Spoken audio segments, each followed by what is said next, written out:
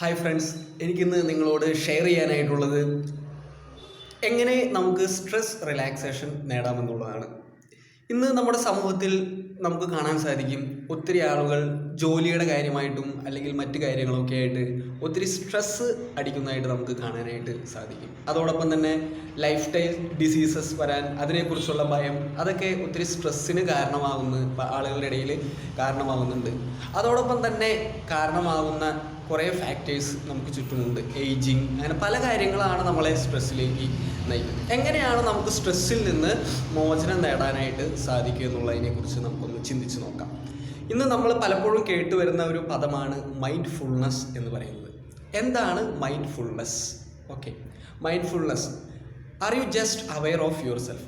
നമ്മളെക്കുറിച്ച് അവെയർ ആണോ എന്നുള്ളതാണ് ഇവിടെയുള്ള ചോദ്യം. Are you aware about your present situation? എന്താണ് പല സ്ട്രെസ്സുകളും ഇന്ന് നമുക്ക് ഉണ്ടാകാനായിട്ടുള്ള കാരണം?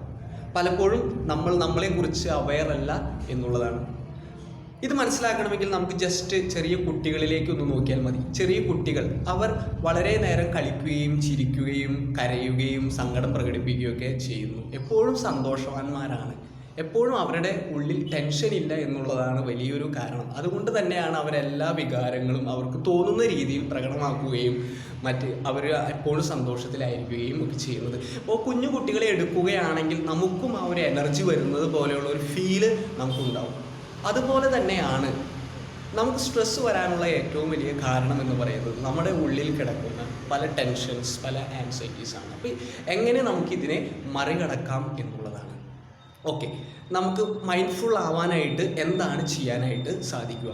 മൈൻഡ്ഫുൾ ആകുന്ന ഒരു വ്യക്തി ആദ്യം ചെയ്യേണ്ടത് അവന് ചുറ്റുമുള്ള എല്ലാ കാര്യങ്ങളെക്കുറിച്ച് അവെയർ ആവുക എന്നുള്ളതാണ്. എങ്ങനെയാണ് ഒരു വ്യക്തിക്ക് എല്ലാ കാര്യങ്ങളെക്കുറിച്ച് അവെയർ ആവാനായിട്ട് സാധിക്കുക? അതിനെക്കുറിച്ച് ആധികാരികമായിട്ട് പഠിച്ചുകൊണ്ട് അവന് അതിനെക്കുറിച്ച് അവെയർ ആവാൻ സാധിക്കുമോ? അല്ലെങ്കിൽ എല്ലാവരോടും സംസാരിച്ച് അങ്ങനെ അതിനെക്കുറിച്ച് അവെയർ ആവാൻ സാധിക്കുമോ? നമുക്കറിഞ്ഞുകൂടാ. ചിലപ്പോൾ സാധിക്കുമായിരിക്കാം, അതൊരു ഇൻ്റലക്ച്വൽ നോളജാണ്. പക്ഷേ നമുക്ക് നമ്മളെക്കുറിച്ച് അവെയർ ആകുവാൻ വേണ്ടിയിട്ട് നമുക്ക് ചെയ്യാവുന്ന ചെറിയ ഒരു കാര്യമുണ്ട്.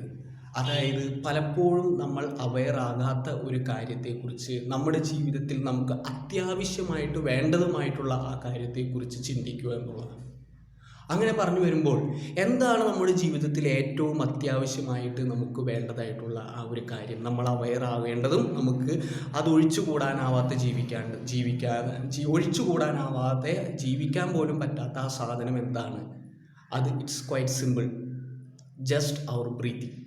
നമ്മുടെ ബ്രീത്തിങ്ങിനെ കുറിച്ച് അവെയർ ആവുക എന്നുള്ളതാണ്. നമ്മൾ യോഗ ചെയ്യുമ്പോഴും അല്ലെങ്കിൽ മെഡിറ്റേഷൻ ചെയ്യുമ്പോഴും ഒക്കെ ആദ്യം അവർ സജസ്റ്റ് ചെയ്യുന്നത് നമ്മളോട് നമ്മുടെ ബ്രീത്തിങ്ങിനെ കുറിച്ച് അവെയർ ആവാൻ എന്നുള്ളതാണ്. Okay, we can just close our eyes and remove our thoughts. Just be aware only about breathing. നമ്മുടെ ശ്വാസത്തെക്കുറിച്ച് മാത്രം ചിന്തിക്കുക. നമ്മുടെ ശ്വാസോച്ഛ്വാസം ഉള്ളിലേക്ക് പോകുന്നതും പുറത്തേക്ക് പോകുന്നതും മാത്രം ചിന്തിക്കുക.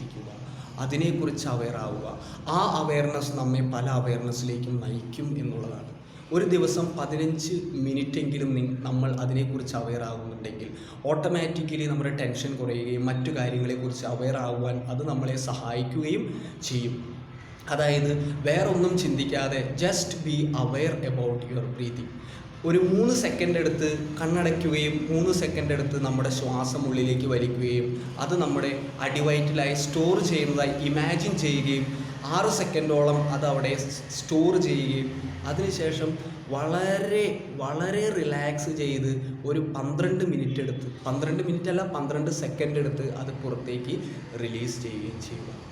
അങ്ങനെ നമ്മൾ ഒരു 10 മിനിറ്റോ 15 മിനിറ്റോ ഒരു ദിവസത്തിൽ അനുഭവിക്കാനായിട്ട് സാധിക്കുകയാണെങ്കിൽ we will be automatically immersed in the present. നമ്മുടെ ആ ഒരു പ്രസൻറ്റിനെ കുറിച്ച് അവെയർ ആകാൻ അത് നമ്മളെ സഹായിക്കും എന്നുള്ളതാണ്. So B mindful.